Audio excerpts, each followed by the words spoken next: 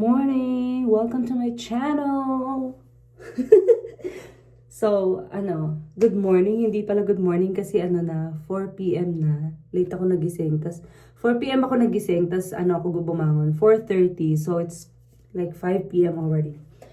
So, this is not an ordinary brand. This is just the bottle. But what's inside is a castor oil. So, bago ako mag-shower, nagbababad ako ng castor oil. Minamassage ko yung hair ko kasi dito sa Canada, hindi ko alam kahit cold water yung ipangligo ko sa hair ko. Sa body ko warm eh. Sa hair ko cold. Naglalagas pa din ako. Sobra ako maglagas as in, sobra. Parang kala mo may postpartum. May 4 years old na yung anak ko, magko-4 na. Postpartum pa rin ba yun, mga mamshi? Ayun. So, mamassage ko lang siya. So, marami akong gagawin for today's video. Maglinis ako ng mga shoes. Kailangan take advantage natin yung araw. Kasi pag winter, hindi kami makapaglaba dito ng shoes kasi mahirap matuyo. So, ngayon ko lang malalaban. Ako lang to ha. Hindi ko alam kung ganun din ba ibang Filipino dito. So, ngayon ko lang malalabhan yung mga shoes and maglalaba ako ng mga basahan. Kaya, bumila ako kahapon ng hose. Hindi ko na, yung hose na pang gardening, ganun. So, bumili ako kahapon. Medyo mahal siya, pero worth it naman kasi mahaba. Sobrang haba lang nung nabili ko talaga. Ang kati ng ulo ko, dinadandruff din ako dito. Ayun. So, nagpapariban talaga ako every year, once a year. Pero ngayon, hindi ko alam kung magpapariband ako kasi parang sobrang sirang-sira na yung hair ko. Sabi nila dapat daw Brazilian lang para maayos ng Brazilian yung mga patay na buhok. Parang buong buhok ko kasi patay. So ano yung aayusin? Okay, so mamaya na ulit. So ayan guys, kakatapos ko lang mag-eat. Ang sarap ng ulam ko, bagoong na may tomato and onion. And then corned beef na may lots of onion. And then tuyo. Sarap, di ba? Hindi ko alam saan ako titingin. Dito ba? Or dito? Bahala na kayo. Diba? Ang haggard ko na. So, dami kong gagawin. Pakita ko sa inyo yung labas. So, ganito ko binubuksan yung aming balcony. So, ganyan. Sa mga balak mag-akyat bahay gang. So, ganito siya. Tuturuan ko kayo. So, ayan yung hose na binili ko kahapon. So, ito. Ayan yung mga lalaban ko. Diba? Ang daming sasakyan. Lahat ng bahay dito may car. Hindi pwedeng wala. Ito yung akin. Ito. So, ayun. Diba? Dito ako maglalaba ang haggard ko. Saan ko itatayo yung cellphone? So, doon na lang. Kasi baka mabasa ng water. So, ayan. Dito pala titingin. Sige, wait. So, ayan. Kinuha ko. Ito yung detergent na gagamitin ko panlaban ng basahan. At saka ng mga sapatos. Hindi ako nakabili ng powder na wala sa isip ko. So, saan ko siya lalagay? So, ito. Naghanap ako ng palanggana kahapon. Wala akong makita. Ewan ko, saan bibili?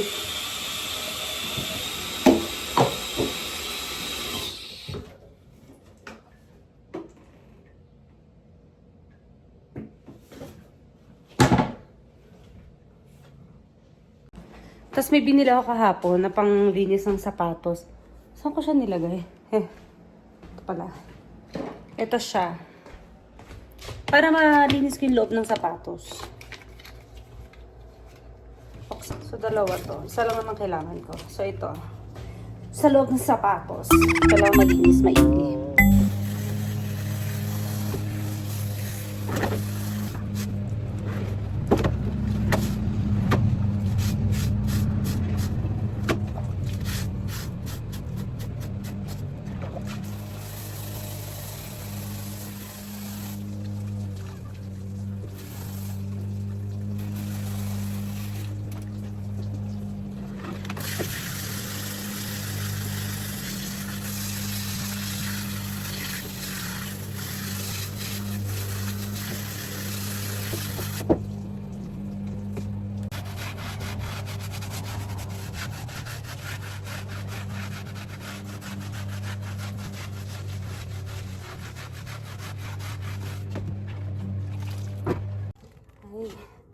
napakainit. So, pang ilang shoes ko na to? Pangatlong shoes ko pa lang to. Kanina pa ako naglalaba. So, ito hindi to masyadong madumi. Labas lang yung madumi. Yung loob hindi naman. Malinis siya. Pero gusto ko pa rin labahan. So, yung iba, tinatanggal ko yung sintas. Since ito nga, hindi nga to madumi. Hindi ko tatanggalin yung sintas. Pero kung pag madumi, tinatanggal ko. Wala ka usap, diba? Gusto ko lang labahan yung loob kasi syempre nagpapawis yung paa natin.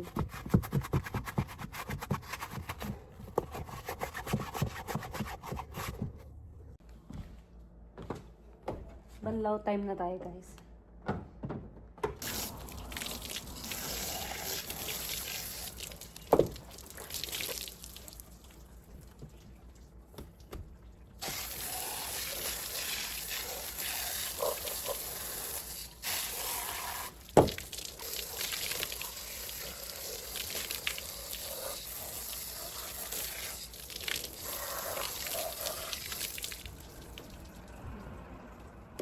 So, ayun guys, natapos na ako maglaba ng basahan at ng sapatos. So, ngayon na magluluto ang lola nyo ng adobo. Di ba? Very basic. Tuto ako ng adobo. Saan ba tayo? Saan ba kayo lalagay? Dito ba? Tama ba yan? Okay. So, bumili na ako ng stand. Nag-cart ako kanina ng camera stand. So, antayin ko lang yun. Sana dumating agad. Okay? So, asan ang ating baboy? So, ang lulutuin ko is adobong baboy. So, hindi ko siya lalagyan ng... Hindi ko lalagyan ng potatoes kasi gusto ko yung pinatuyo ang adobo. Ganon.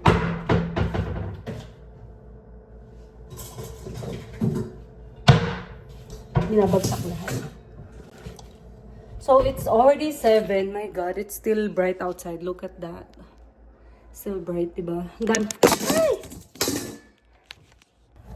Sana dumating agad yung ano ko, yung in-order ko na stand. Ang hirap ng ganito kung saan ko pinapatong.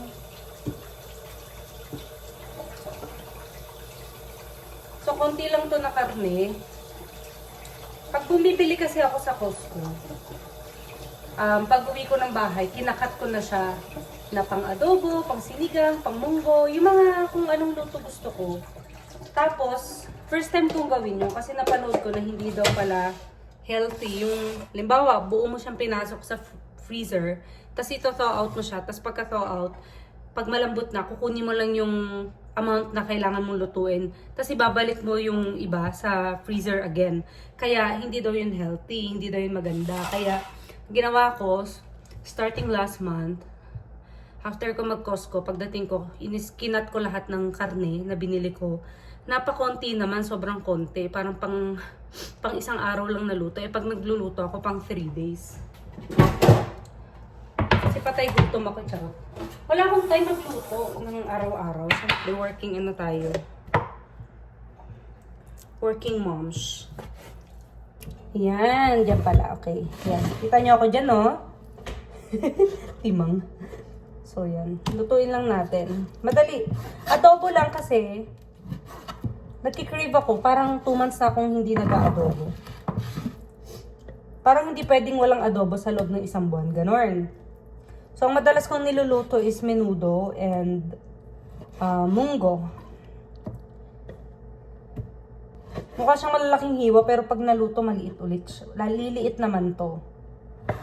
Bibilisan ko lang magluto. While cooking, manonood ako ng MMK, yung pinatay yung dalawang magkapatid ng inampon nila. Yun, excited na ako panoorin yun. Maraming bills dito sa Canada, kaya kung nagbabala kayo pumunta rito, kailangan mentally prepared kayo. Kasi hindi biro yung mga bayarin dito. As in, hindi biro. Nakakaloka.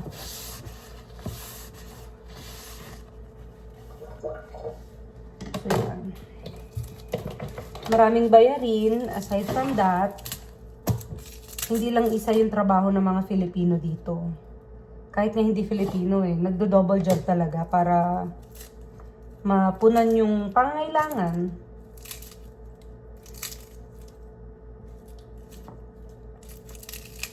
So, I have 2 kids. They're both in the Philippines. So, I'm not sure kung kailan sila makakarating dito.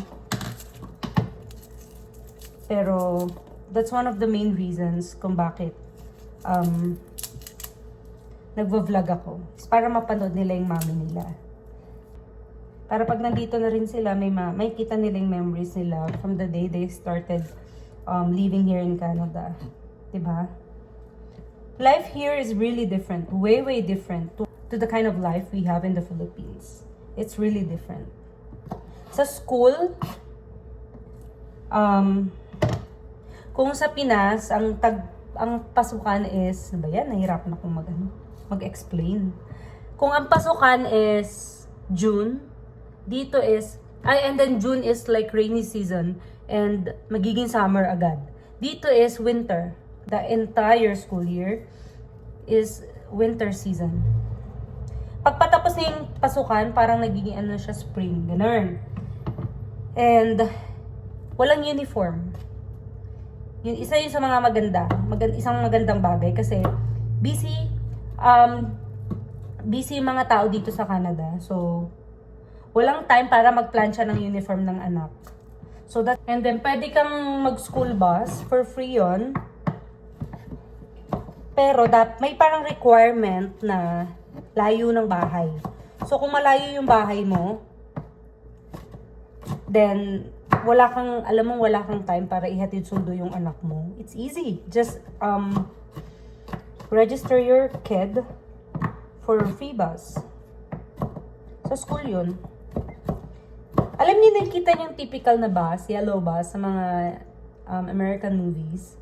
Yun. Ganun na ganun yung bus dito. And free lang yun. Para sa mga hindi kayo maghatid sundo na malayo ang bahay. Yun.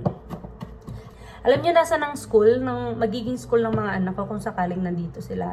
Ayan lang, katapat ko lang, as in. So, pero, lakad pa din. May lakad siguro na 1 minute.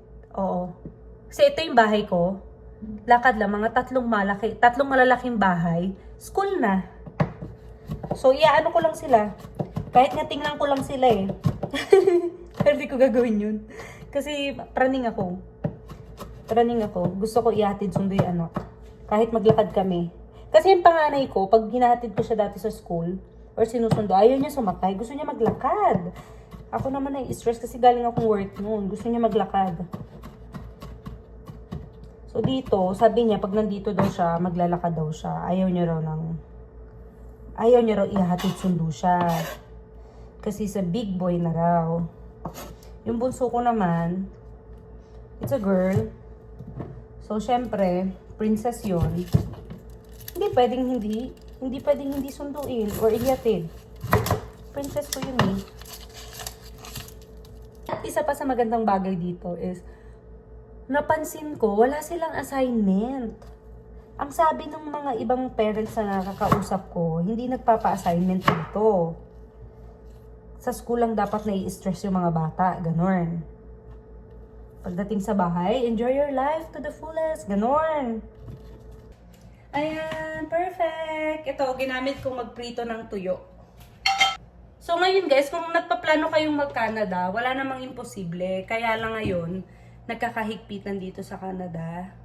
Maraming hindi na e-extend yung work permit, maraming hindi na PPR, maraming ganap. But hopefully, magbago lahat soon kasi may bago na kaming Prime Minister. Alam niyo ba yung pinapartner ko sa adobo? Pinapartner ko is yogurt na may onions and salt and pepper. The best yun. Maraming agency pero sa Philippines going to Canada nagpa-process ng papers to Canada, pero mag-ingat kayo kasi marami talagang scammers. Marami akong kilala na napapanood, hindi ko kilala, napapanood ko sa TikTok na mga na-scam. So, kasi pag agency, as far as I know, the maximum pay that you could provide is 10,000, which is for medical fees. Pero kapag more than that, I am not sure if it's legit. Magtaka na kayo. Ako kasi guys, kung susumahin, ang total na nabayaran ko papuntang Canada is siguro 400,000 or 500,000. Kasama na doon yung ticket. Oo. Ang laki ng ginastos ko kasi direct hire ako and I got my own consultant na nandito sa Canada. And Indian yon, magaling.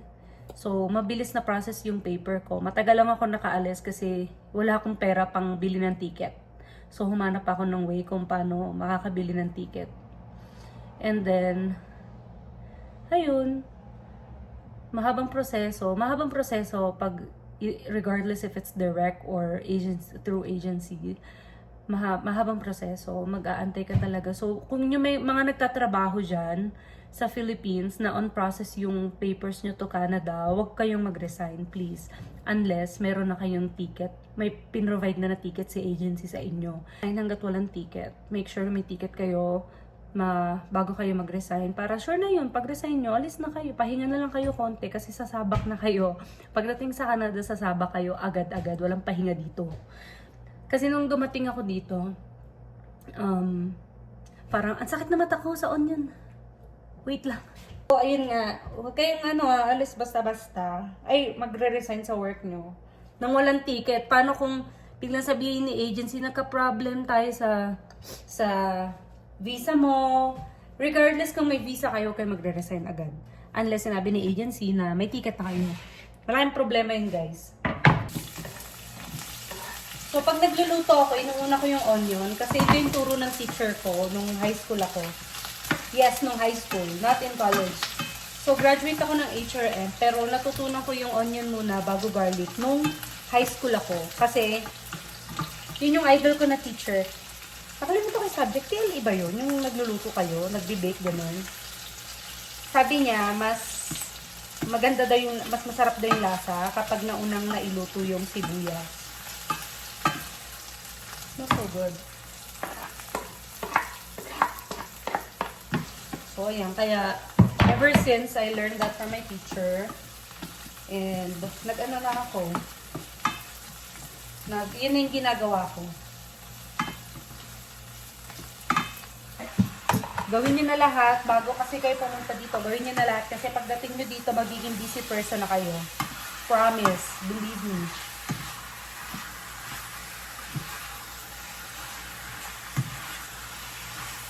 And guys, pag nagluluto ako ng adobong baboy, naglalagay ako ng beef na Knorr. I'll show you. Ang sarap niya kasi, hindi mo alam kung pork ba or beef yung lasa. Weird, no? And half lang to, nagtitipid. Sarap.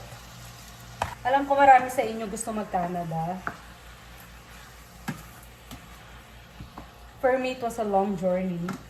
Kasi ever since growing up, my dream is to go to the USA. Pero si Lord kasi may ibang plan. Ganun kasi siya eh. Dadalhin ka niya sa planong hindi mo sa bagay na hindi mo pinlano. Kasi siya yung may plano nun. So, yun yung masusunod. Hindi mo ma-change ang mind ni Lord.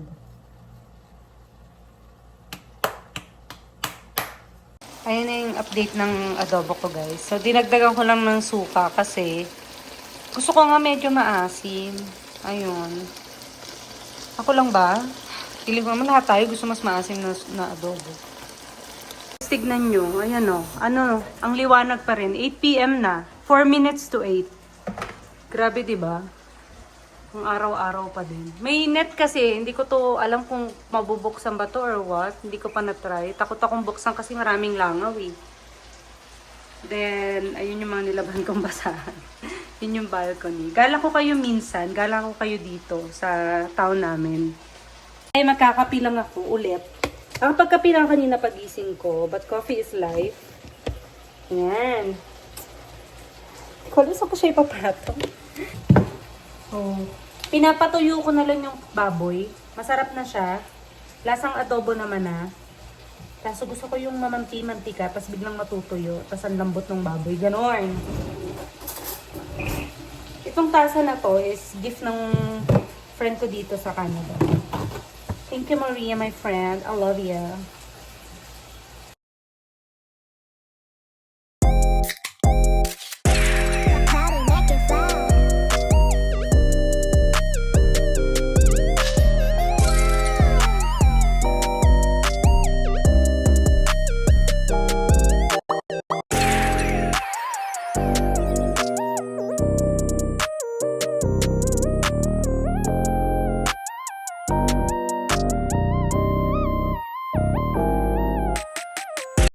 So, ayun guys, kanina pa ako dito nakaupo. It's already 11 p.m. And nanonood lang ako ng YouTube. Kasi hindi ko alam saan ko panonoorin yung MMK na about sa pinatay na kapatid. Kasi hinanap ko siya, puro trailer lang. Ang hirap. Inayos ko lang din yung YouTube channel ko kasi binura ko yung mga old videos ko na wala namang kwenta. So hi guys, ayan, di ba? As I've said, 12 a.m. 12 midnight talaga yung yung hapunan ko madalas. Pero dati kasi mga 2 a.m. Binabago ko na, nagpa-practice na ako bago ako mag-start sa bago kong work. So this is the adobo that I cooked a while ago. And I made some yogurt with onions. And I put some salt and pepper in it. So favorite tandem ko to. Adobo and yogurt. And pag adobo yung ulam, hindi pwedeng wala akong soft drinks. Ito. Bukod tanging adobo lang ang pinapartneran ko ng soft drinks. Ng Coke. And after this, I'm gonna take a shower and sleep early. I'll try because I have a routine at night. After shower, I pray the rosary. Marami akong type ng prayers na ginagawa every night bago mag-sleep. Kaya minsan inaabot ako ng 4 a.m. Pero kasi kada prayer, tas scroll ako ng IG, tas prayer ulit, tapos may gagawin na naman akong kabalbalan sa social media. Kaya hindi na tapos agad-agad yung prayers ko. Kaya late ako natutulog. Ayan, kakain lang ako guys ha. Medyo gutom na ako eh. So, hi guys, ayan, kakatapos ko lang mag-shower and magpipray na ako after this and matutulog. Tatry ko matulog ng maaga kasi health is wealth. So, ayan, sa mga hindi pa nakasubscribe, meron pa lang akong 25 subscribers. Please subscribe to my YouTube channel. I'll be uploading videos. I'll try my very best every day to upload new videos on how life is in Canada. So, lagi ko lang ipapakita sa inyo kung paano buhay dito sa Canada. Kaya ang aking vlog is all about life in Canada. So, yun lang guys. Thank you so much for watching and I hope you support me on my upcoming vlogs. More vlogs to come. Thank you guys. No night. Bye-bye!